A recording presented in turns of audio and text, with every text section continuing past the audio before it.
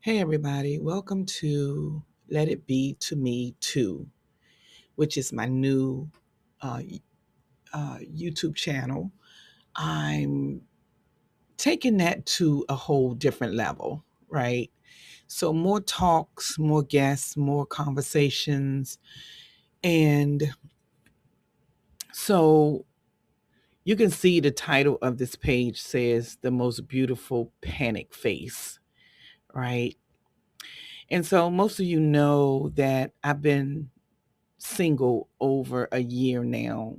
Now, really, single meaning not married, not engaged, not dating. However, the dating scene is chaotic these days. I am so serious about that, guys. Listen, men and women, okay, this is not just um one-sided where it's just women.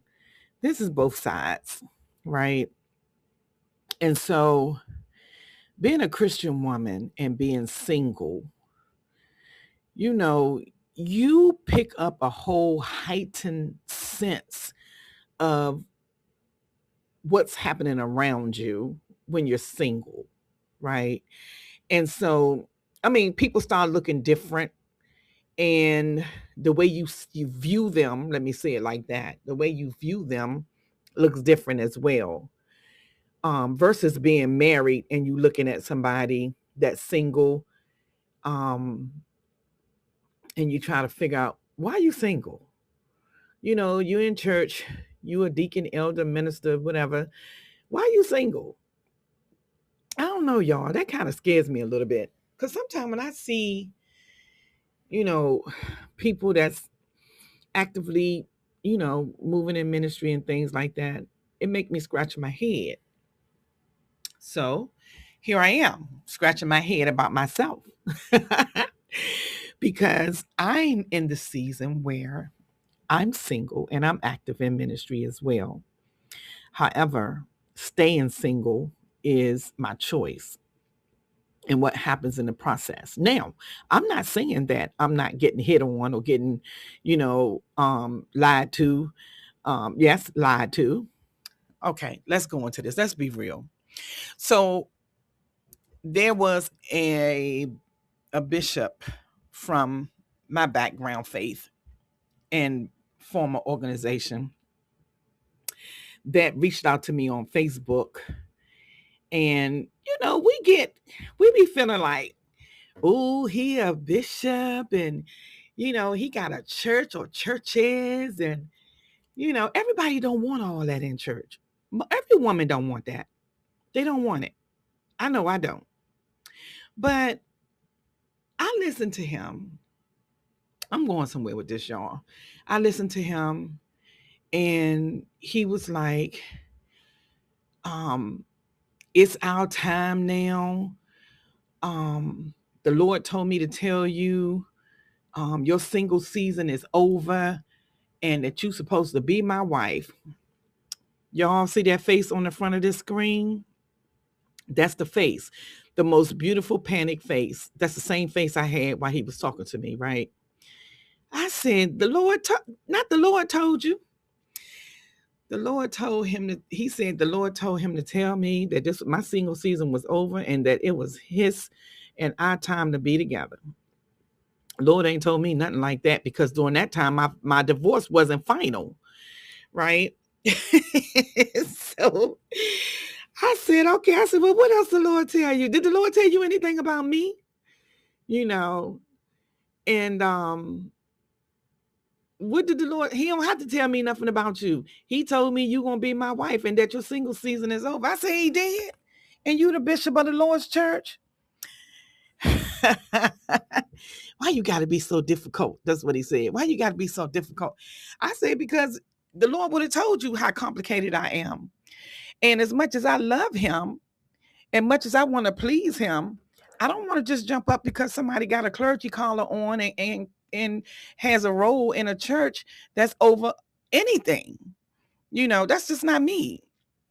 You know.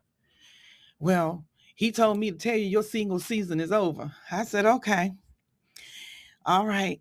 I call you back. I call you back.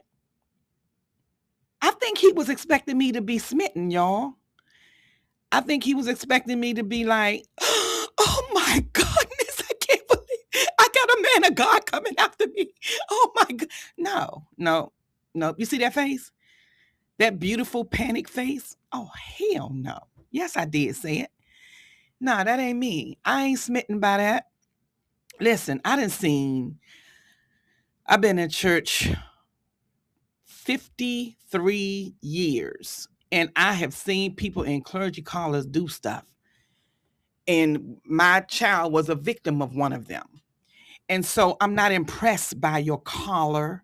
I'm not impressed by what churches you over, because one, why are you not choosing somebody in your church and expect me to move from my state all the way to your state? Did the Lord tell you that? You sure he told you that? So I wasn't impressed. I was not, y'all. I wasn't. I'm not impressed by nobody in no clergy collars. I don't want to be seen in no church as dating nobody in no, I'm not gonna say so-called. Can I say so-called? This is my show. I can say what I want. I'm just not impressed. All of these thirsty women in church, not all of them, but a lot of them, they just have to have somebody. Oh, he a deacon, he an elder, he an evangelist, he's a this. And they are the most complicated men and women, right? A lot of people hide behind their collars.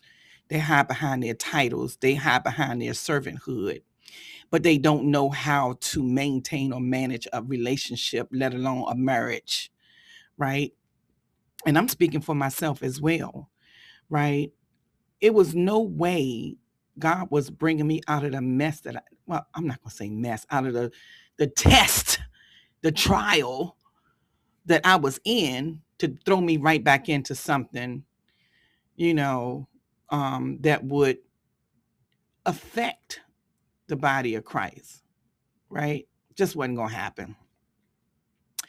So he calls me back and I don't answer. And so I call him back and he said, I can't talk to you right now. I'm in here talking to my cousin. My brother died. What? So you calling me? Wait, I'm a psychology major. I do counseling and therapy and crisis intervention. What is going on here? I clearly hear you grieving and you trying to sow your royal oats out of your grief, because you feel like, because your brother died single, all of your other brothers are single, all of y'all are in ministry, and you just want to suddenly just jump up and say, well, let me get married before the Lord take me. Are you crazy? I mean, I've had some crazy stuff.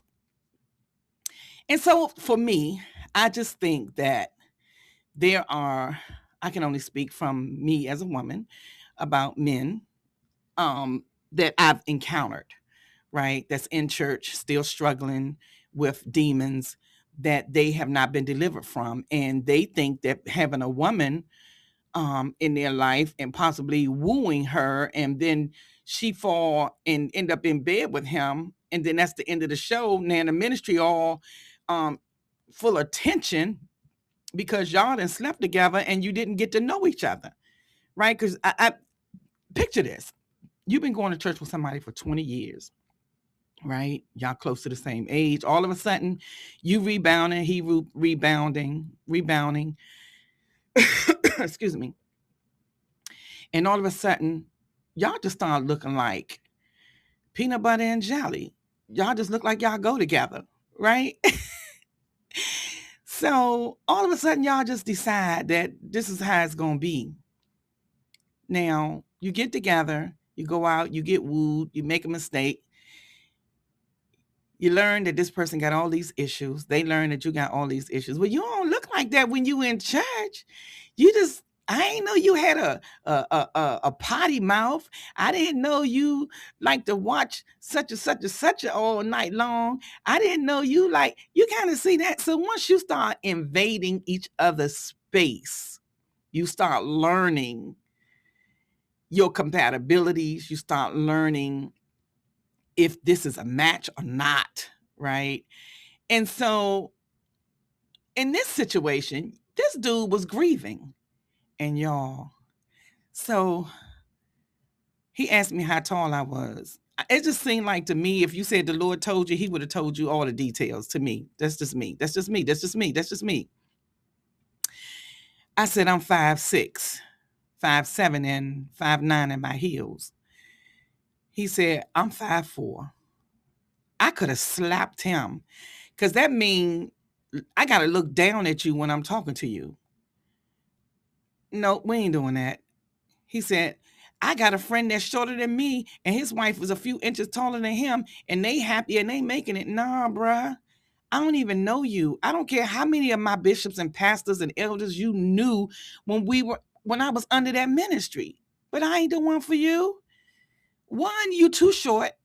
Two, you grieving. Three, you sound desperate. Four, you coming to me out of a broken place. Broken people want to be fixed, not just by God, but by Gorilla Glue, Scotch tape, glue guns, anything that will put them together to take the pain away for the moment, y'all. You got to be careful. Find out what the motive is. Now, I know a lot of women that's in church right now, they just throwing their drawers all over the place. Okay, good for y'all. That ain't me. That ain't me. I just can't. I can't. Listen, I'm going to come back with another tale, a truth about dating in my 50s, almost 60, and church boys, men. Okay? So listen, this ain't cute. It ain't cute by a long shot, y'all. Stop and think about what you're doing before you do it. Listen, I'd rather be desperate and alone than be desperate, jacked up in a situation that I'm stuck in. You understand what I'm saying?